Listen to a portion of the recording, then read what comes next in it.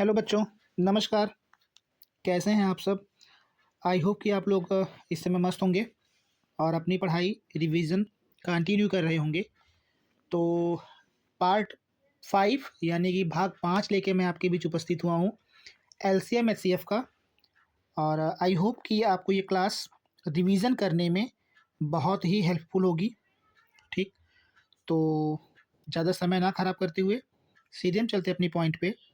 लेकिन फिर से आपसे एक छोटी सी रिक्वेस्ट, यदि आप चैनल पे नए हैं तो चैनल को सब्सक्राइब कीजिएगा।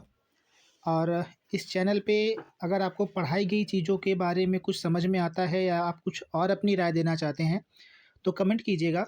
और वीडियो अगर पसंद आती है तो लाइक ज़रूर कीजिएगा। तो चलिए शुरू करते हैं अपनी क्लास को। तो आज की क्लास हम करेंगे एलसीएम और एचसीएफ के बारे में। हमने ऑलरेडी 4 पार्ट पढ़ लिया है। अब ये आज हमारा रिवीजन है। हालांकि रिवीजन कई पार्ट में हम कराएंगे, लेकिन सबसे पहले मैं आज एक पार्ट बना रहा हूँ रिवीजन का। पढ़ते हैं, फिर आगे हम और भी क्लास करेंगे। तो आइए शुरू करते हैं। पहला क्वेश्चन हमारा है, यदि दो संख्याओं का एचसीएफ 15 है, यानी हिंदी में कहें तो मस, दो संख्याओं का मस कितना दे रखा है 15, जिसमें पहली संख्या 15 है और दूसरी संख्या 45 है। तो इन दोनों संख्याओं का एलसीएम यानी लस कितना होगा? तो चलिए, सूत्र मैंने आपको पार्ट नंबर 4 में आई थिंक बताया था कि इसका सॉल्यूशन हम करेंगे। तो फर्स्ट नंबर यानी A into B is equal to LCM into H C F. ये हो गया हमारा फॉर्मूला। अब फार्मूला पे यदि हम इस चीज़ को रखें तो a इंटू बी, यानी एक नंबर दिया हुआ है 15, दूसरा नंबर दिया हुआ है 45 और इक्वल टू एलसीएम नहीं पता, तो इसको हम एज इट इज़ रहने देते हैं। इंटू एचसीएफ दिया हुआ है 15। तो इस चीज़ पे अगर गौर करें थोड़ा सा, तो यहाँ ये 15 इस 15 से कैंसिल हो जाएगा। तो बचा क्या? एलसीएम इज इक्वल टू 45, यानी इन दोनों संख्याओं का जो एलसीएम होगा वो होगा 45। अब मैंने आपको आंसर चेक करने का भी तरीका बताया है। चलिए क्यों ना हम उसको चेक ही कर लें कि दो नंबर याद रखिएगा 15 और 45। तो 15 और एक है 45, सॉरी लिखने में थोड़ी सी गलती हो गई। 15 और 45, इन दोनों का एलसीएम अगर 45 आया है तो जी हाँ 45 से 45 कटेगा, 15 3 जा भी 45 कट जाएगा। इसका मतलब ये हमारा आंसर सही आया है।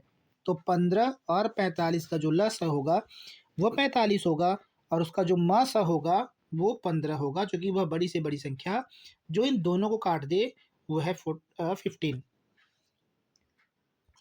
चलिए चलते क्वेश्चन नंबर 2 पे। यदि दो संख्याओं का एलसीएम 51 है, जिसमें पहली संख्या 51 और दूसरी संख्या 17 है, तो इन दोनों संख्याओं का एचसीएफ क्या होगा? हालांकि मैंने जो सवाल ये ले रखे हैं काफ़ी इजी लेवल के हैं, और इजी लेवल इसलिए है क्योंकि अभी आपके लिए पहला रिवीजन है। जैसे जैसे हम रिवीजन करेंगे प्रश्नों की संख्या और प्रश्नों का लेवल थोड़ा थोड़ा हाई होता चला जाएगा। तो चलिए समझते हैं इसमें हमें क्या करना है। तो एलसीएम दिया है, एक नंबर दिया है, दूसरा नंबर भी दिया है।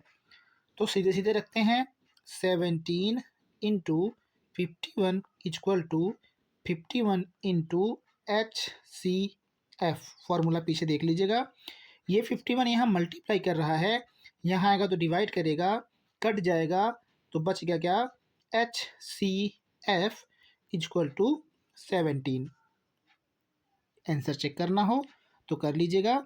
17 है और 51 है, ये भी कटेगा 17 से 3 टाइम में, और ऑलरेडी 17 से कटेगा 1 टाइम में। तो ये कुल मिला के डिविजल हो जा रहा है, तो हमारा आंसर सही है। नेक्स्ट क्वेश्चन हमारा है कि यदि दो संख्याओं का एलसीएम 100 है, जिसमें पहली संख्या 20 और दूसरी संख्या 50 है, तो सबसे पहले ये चेक किया जाए कि जो एलसीएम दो नंबर का है, यानी 20 का और 50 का, क्या वो 100 है। चलिए चेक करते हैं। 20 और 50, यदि इसके हम फैक्टर करें तो 2 दूना 4 पचे 20, ये किया जाए तो 2 पचे 10 पचे 50, ये इसका फैक्टर है। आप एलसीएम अगर ऐसे करके चेक करेंगे तो भी इसका आंसर सेम ही आने वाला है। सबसे ज़्यादा बार 2 यहाँ है, ले लिया। सबसे ज़्यादा बार 5 यहाँ है, ले लिया। 2 दूना 4 पचे 20 पंचे 100। जी हाँ, इसका एलसीएम आ रहा है 100। आप ऐसे भी चेक कर सकते हैं, बाकी जो तरीका मैंने बताया है वो भी। आते हैं सवाल पे। तो फिर हमें मिल गया a into B is equal to LCM into HCF। A B 20 into 50 is equal to LCM 100 into HCF। 50 इक्का 50, 50 दूना 100। ठीक, अगर आपको इस तरीके समझ में ना आ रहा हो तो मैं इसको नए पेज पे सॉल्व कर देता हूँ। 20 into 50 equal to 100 into HCF। ये यहाँ मल्टीप्लाई कर रहे हैं, डिवाइड कर देगा, तो 20 इंटू 50 अपान में 100 इक्वल टू HCF। ये 0 0 से गया, ये 0 0 से गया, अब 2 5 जा 10, तो 10 इसका आ जाएगा आंसर। वेरीफाई करने के लिए चेक करते हैं।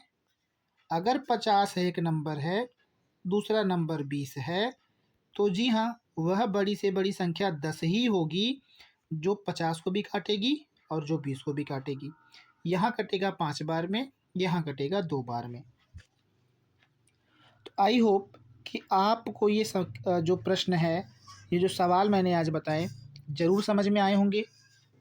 ऐसे ही प्रैक्टिस हम और भी करेंगे, ढेर सारी प्रैक्टिस करेंगे, ताकि एग्ज़ाम पीरियड से पहले ऐसे सवाल अगर एग्ज़ाम में आ जाएं, चाहे वो यूपी बोर्ड के हों, चाहे वो सीबीएसई बोर्ड के हों, चाहे वो किसी वनडे एग्ज़ाम के क्वेश्चन हो, तो हमसे ये गलती ना होने पाए।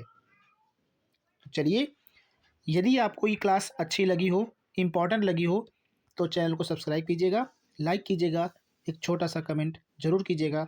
मिलते हैं अपनी नई क्लास में, तब तक के लिए नमस्कार, खुश रहिए और पढ़ाई करते रहिए।